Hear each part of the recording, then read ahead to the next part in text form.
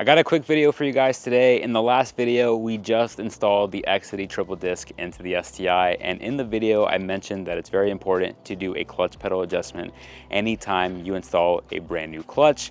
So today we're going to be showing you guys how to knock that out. Should be very straightforward, so let's jump into it. We are going to come to our driver's seat, and then we have to remove our throttle pedal right there, which is going to be the rightmost pedal. It's held onto the actual assembly via two 10mm nuts, and then once you do that, you need to disconnect the throttle position sensor, which is up there somewhere. We just have to take a simple wrench, twist the adjustment nut a little bit, and then we make adjustments to our clutch pedal. Now, the reason we remove the accelerator, the gas pedal, or whatever you want to call it, is because we need access to this area up here, which makes it a lot more accessible once the accelerator is removed.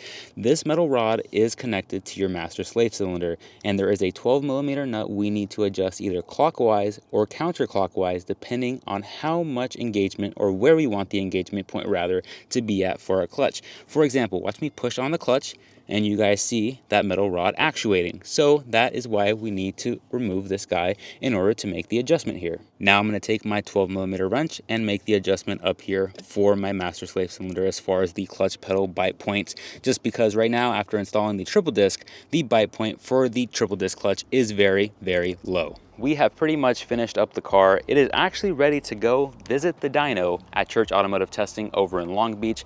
We are heading up there on Friday. We have an appointment there, I believe, at 12 p.m. and hopefully we make over 700 wheel horsepower. My tuner, my friend Ryan over there, Rob, everybody is confident that we will be hitting at least 700, and my tuner damn well thinks that we can hit 750. Now, I did install the brand new clutch like I mentioned, but we also installed the 0.81 exhaust housing on my Precision Next Gen 6870.